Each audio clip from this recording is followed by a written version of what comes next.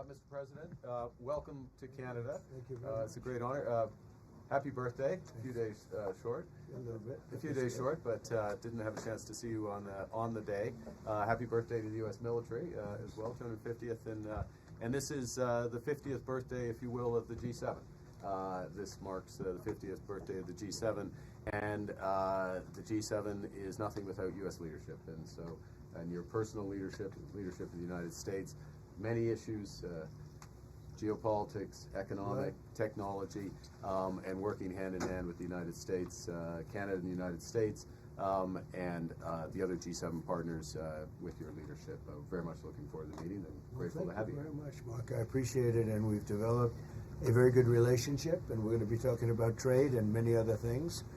And we have a whole group of people, some traders and some other people. I see my top economy people. But we have a very talented group of people, and you do too, and I know they work together very well. I look forward to that. The G7 used to be the G8. Barack Obama and a person named Trudeau didn't want to have Russia in, and I would say that was a mistake, because I think you wouldn't have a war right now if you had Russia in, and you wouldn't have a war right now if Trump were president 4 years ago, but it didn't work out that way. But it used to be the G8, and now it's, I guess, what's that, 9 years ago, 8 years ago, it switched over. They threw Russia out, which I claimed was a very big mistake. Even though I wasn't in politics then, I was very loud about it. It was a mistake in that you spend so much time talking about Russia, and he's no longer at the table, so it makes life more complicated. But you wouldn't have had the war. Other than that, I think we're going to accomplish a lot, and I expect to. And I think our primary focus will be trade, and trade with Canada, and I'm sure we can work something out. Yep, very good. Thank you very much. Yeah, so much. Thank you very much. Mr. President, I'm up a deal with Canada. How close are you Say to it. a deal? What is holding up a deal with Canada from your perspective? It's not so much holding up. I think we have different concepts. I have a tariff concept, and Mark has a different concept, which is something that some people like. But we're going to see if we can get to the bottom of it today. I'm a tariff person. I've always been a tariff. It's simple, it's easy, it's precise, and it just goes very quickly. And I think Mark has a more complex idea, but also very good. So we're going to look at both, and we're going to see what we're going to come out with something, hopefully. Do you think a deal is achievable within days, within weeks? Is there that kind of runway? Yeah, it's achievable. Both parties have to agree. Yeah, sure. Mr. President, have you heard any signals or seen any messages from intermediaries that Iran wishes to de-escalate the conflict? Yeah. What have you heard? What have you heard from the Iranians? They'd like to talk, but they should have done that before. I had 60 days, and they had 60 days, and on the 61st day, I said, we don't have a deal. They have to make a deal, and it's painful for both parties, but I'd say Iran is not winning this war, and they should talk, and they should talk immediately before it's too late. And what would you say, in your opinion, what would it take for the U.S. to get involved in this conflict militarily? I don't want to talk about that. We'll And see. you mentioned Putin. Do you think that he should have a seat at the G7 today, that it should be the G8?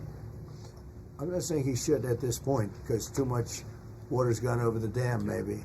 But it was a big mistake. Obama didn't want him, and the head of your country, the proud head of your country, didn't want him. This was a big mistake. You wouldn't have that war. You know, you have your enemy at the table. Even, I don't even consider him, he wasn't really an enemy at that time. There was no concept. If I were president, this war would have never happened. But likewise, if he were a member of what was called the G8 at that time, it was always the G8, you wouldn't have a war right now. Why not? What China intelligence support are you providing Israel? We've always supported Israel. We have for a long period of time, strongly. And Israel's doing very well right now. Why not have China at the G8? Why not have China here, the biggest economy in the world after the United States? Well, it's not a bad idea. I don't mind that. If somebody wants to suggest China coming in, I think we suggest. But you want to have people that you can talk to. You know, they don't talk to. Putin speaks to me. He doesn't speak to anybody else. He doesn't want to talk because he was very insulted when he got thrown out of the G8. as I would be, as you would be, as anybody would be. He was very insulted.